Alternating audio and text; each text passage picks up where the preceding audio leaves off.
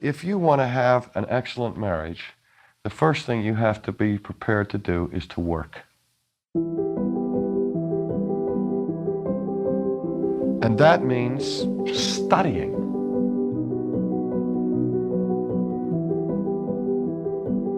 One of the things that a professional football player has to be, he doesn't have to be an intellectual, but he better understand football. If you're going to be a top accountant, you better understand the principles of accounting. And you do know that intuitively.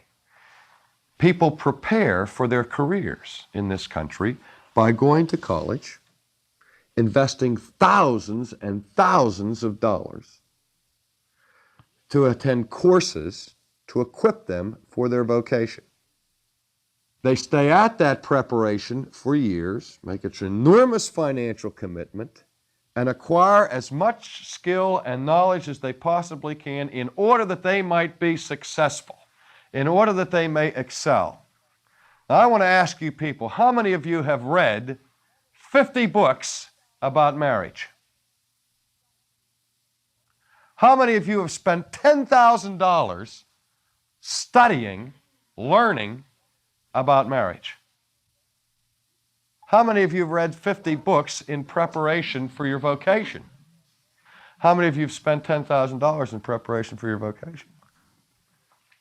If you lose your job for which you've trained and prepared and been educated, that will be a trauma for you, a serious trauma for your life.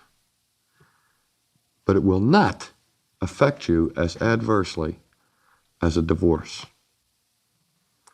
or the total loss in terms of alienation of one of your children. There is a very real sense in which our families mean more to us than our jobs.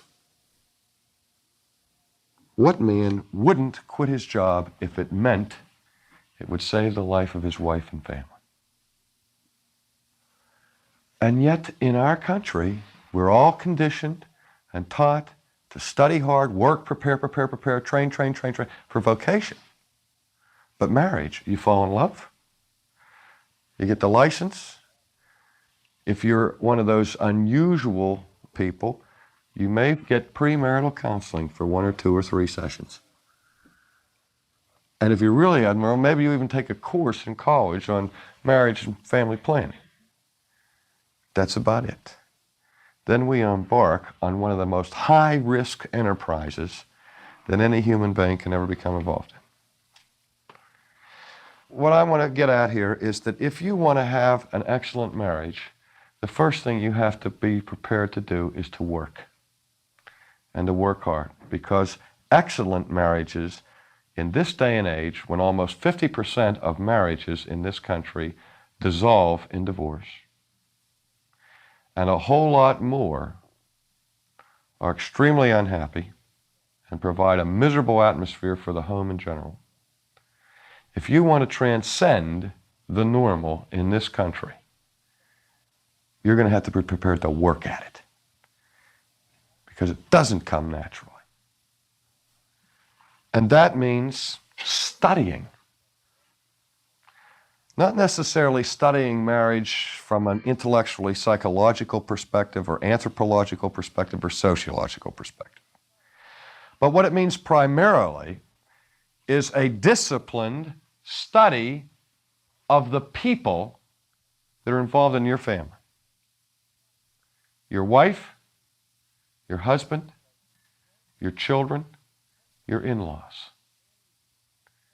Because the strength and the intensity of the family unit is inseparably related to the intimacy that that family enjoys. And intimacy, my friends, is built upon knowledge of each other. If you want an excellent marriage, you have to have knowledge of people. And if you want knowledge of people, you've got to have a disciplined study, not just an intuitive grasp, or just gaining that knowledge by osmosis. To work at it.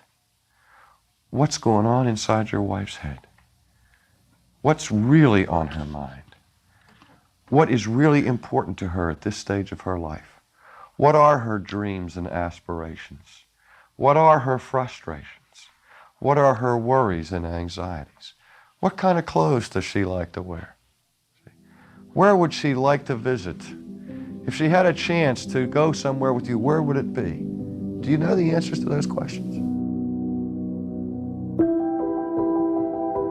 You've been listening to Ultimately with R.C. Sproul, a podcast from Ligonier Ministries. If you enjoyed the show, please subscribe or leave a review in your favorite podcast app. For more information, visit ultimatelypodcast.com.